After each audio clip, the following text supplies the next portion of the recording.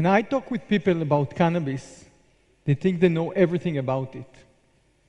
Everyone is familiar with the use of cannabis in medicine. And I guess part of you are familiar with the use for other purposes. In the last 3 years, I'm managing one of the biggest and most advanced laboratories in the world for cannabis research. If there is something I learned in these 3 years, is that I don't know anything, and that we are just starting to scratch the beginning of understanding this complex plant. People are saying cannabis can kill cancer cells. What's the meaning of it? Does it kill all types of cancers? Which cannabis? In my lab alone, I have more than 550 different strains of cannabis. Which one of them affect which types of cancer? The truth, we don't know. Does cannabis can really treat cancer or other diseases? Yes, I assume it can. A good friend of mine, the head of the pain department in one of the biggest hospitals in Israel, told me that when he started to treat with cannabis, one of his first patients was an old lady that suffered from pain, from chronic pain, and nothing else helped her. So he started to treat with cannabis. And after a few weeks, he called her and asked her how she's feeling. "Oh, doctor, it's great. It's amazing. It's totally changes my life." He was surprised, said, "Oh, really? Does it really eliminate the pain?" "Oh, no, doctor, for the pain it didn't help. But now my grandson coming to visit me every evening."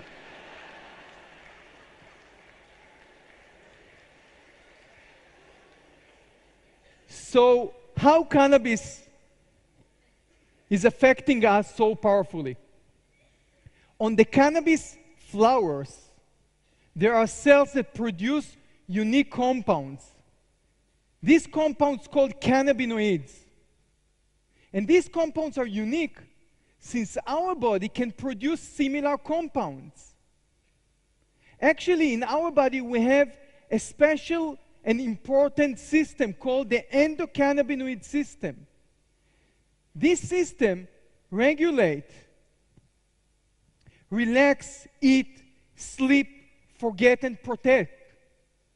All these important processes and cannabis compounds affect our body through this machinery. I will give you one example. There is 2 ways to feel hunger. One is through our stomach and one through our head. When we're not eating for a long time, our stomach shrinks and we're feeling hungry. But how many times do we eat even when we are not hungry? We're finishing a huge meal, we cannot breathe, we're totally full, and then comes the dessert.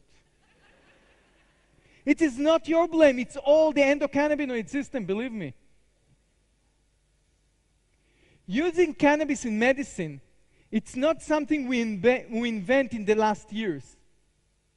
Did you know that cannabis is one of the ancient plants human beings used as a medicine? The Chinese used it thousands of years ago as a major medicine. The Egyptian used it to treat glaucoma or inflammation. Till 1937, more than 100 illnesses were treated with cannabis. If you will open a medicine book from 1920, and I did it in Portland half a year ago, you will find out that the whole chapter is dealing with cannabis and illnesses. So think about it, it's crazy. For 5,000 years, it was the major medicine for mankind. And in the last 80 years, it just disappeared. So how cannabis came back to the medical arena? Charlotte Figi was born in 2006 in Colorado. When she was 3 months old, she started to suffer from seizures. She had more than 50 seizures a day. Till she was 5 years old, she already tried every medicine on earth, and nothing helped her. By then, she already lost her ability to walk, talk, and eat. She was about to die. When she started to use cannabis, it totally stopped her seizures. From 50 seizures a day to 1 or 2 seizures a week, and then totally eliminated. Charlotte used cannabis with very low amount of THC, the only compound that have psychoactivity in the cannabis. So actually, it didn't make her to be high or stoned, but it still eliminated the seizures. 2 months ago, a guy came in my lab with a small bottle in his hand and asked for my help. This guy, Daniel, told me that his wife had a small car accident 4 years ago, and since then, she started to suffer from seizures. For a whole year, she was in and out the hospital, trying to find a medicine to help her to reduce the seizures. After 1 year, a friend of Daniel came with an extract that he did from cannabis. And when Daniel's wife started to use it, it stopped totally her seizures. After 4 months, this extract started to run down. So Daniel came back to his friend to make a new one. Unfortunately, the new one didn't work at all. Daniel's wife used cannabis with low THC and high CBD like Charlotte. But we have hundreds of strains like that. Every one of them contain different combinations of cannabinoids. So actually, it's a different medicine. How can we repeat the treatment? For 2 years, Daniel did hundreds of extracts. Until 3 months ago, bingo, he succeeded to find the one that reduces his wife's seizures again. When we started in my lab to work with cannabis and to check how it affects cancer, we find out that there is a specificity between the types of the cannabis and its ability to attack cancer cells. Cannabis number 1 will kill colon cancer, but will do no harm to prostate cancer. But cannabis number 2 will do no harm to the colon cancer, but will kill the prostate cancer.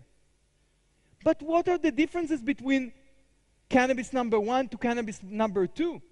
What are the differences between the cannabis that Daniel's wife is using now to the 100 she tried in the last 2 years? You will be surprised to learn that nobody in the world can give you this answer. Even though there are over than 100 cannabinoids and a total of over than 500 active compounds in the cannabis, we are able to identify just few of them. Physicians prescribe cannabis all over the world, but on this prescription, there is no specificity to the types of the cannabis, not dosage or way of administration. How can we repeat a success treatment if we don't know what are the compounds, the active compounds that affect the patient? In order to answer part of this question, we developed in my lab a unique method to identify all the active compounds of cannabis. Today, we are not blind anymore. On top of our basic research in cancer and in a neurodisease, we are running the database project.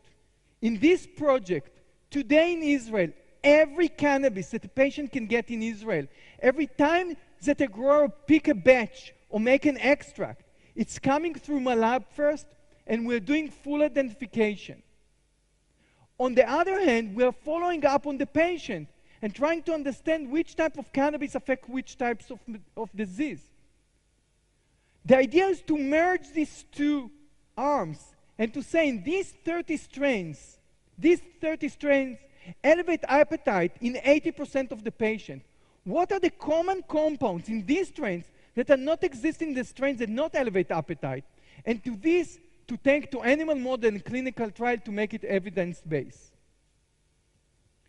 2 years ago, we started to treat autistic kids, very severe autistic kids, in Israel with cannabis. These kids, most of them didn't communicate at all. Most of them not even in eye contact. These kids are very violent for themselves and the surroundings. Sometimes walking with their hand tied. Sometimes walking with a helmet on the head because they can knock the head to the wall until they are fainting. These kids getting cannabis with very low amount of THC, the only psychoactive compound, so they are not stoned or high. But still we see a phenomenal result. More than 78% success with these kids on many parameters. The cannabis reduced anxiety in these kids. It reduced the violence. It improved their sleep. Think about a child, 17 years old, that's still 7 times a night, waking up every night with shouting. And now he's sleeping all night. But even the most incredible thing, it's improved in the communication.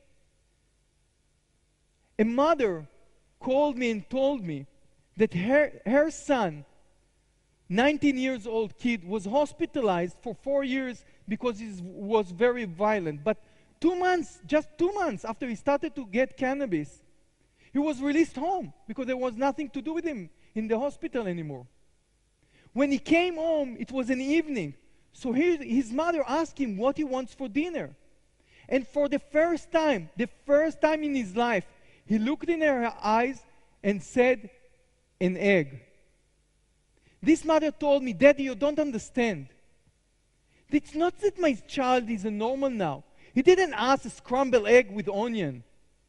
But from the moment he was born, I'm reading stories to these kids. I'm talking with him. I'm asking questions. He knows what it is an egg. He knows what he wants to eat. I didn't waste all my life." These things changed this family's life. 2 months ago, the companies that supply the cannabis extract to these families had a problem with their crop. It's a plant. It didn't grow well. So they had to produce an extract with similar strain. Again, high CBD, low THC ratio 20:1, so similar that this company thought that they can say that it's actually as the original one. But after a few days, the dream crashed. These kids become violent again. One kid went through the window when the window was closed and cut his body all over. One kid jumped on his mother, 17 years old kid, jumped on his mother and beat her in a way that she had to get medical care. A father called me less than 2 weeks ago and told me that his son had such a burst of violence that in order to control him, by accident, he broke his both hands. Since we have in our database exactly what these kids got before, we were able immediately to identify the changes between the original strain to the strain they are getting now, and to direct them to a different company that has similar cannabis to the original one. For the first time, we were able to help these kids to get the right treatment. For the first time, we are able to help Daniel's wife to understand what she's getting and to repeat the success treatment. I am a scientist. I have a laboratory for cancer research in the Technion, the Technology Institute of Israel. I'm not a big fan of cannabis.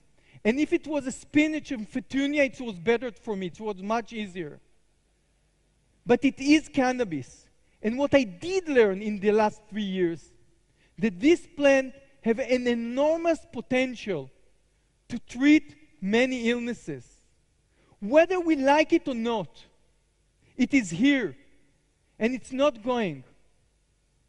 We cannot take it away anymore from the kids that have 200 seizures a day, and now they are seizure-free. We cannot take it away anymore from the autistic kids that it changed their life and their family's life. We cannot take it away anymore from the PTSD patient that for years didn't sleep a whole night, and now we can come back to normal life. We need to understand that cannabis won't go anywhere. It's give hope to many people today. It should be another option in the toolbox of the physician to treat the patient. It is our responsibility to learn how to use it better and how to precise it. It's our responsibility to take it to the next level. We, the scientists, the physician, the community, owe it to our patients. Thank you very much.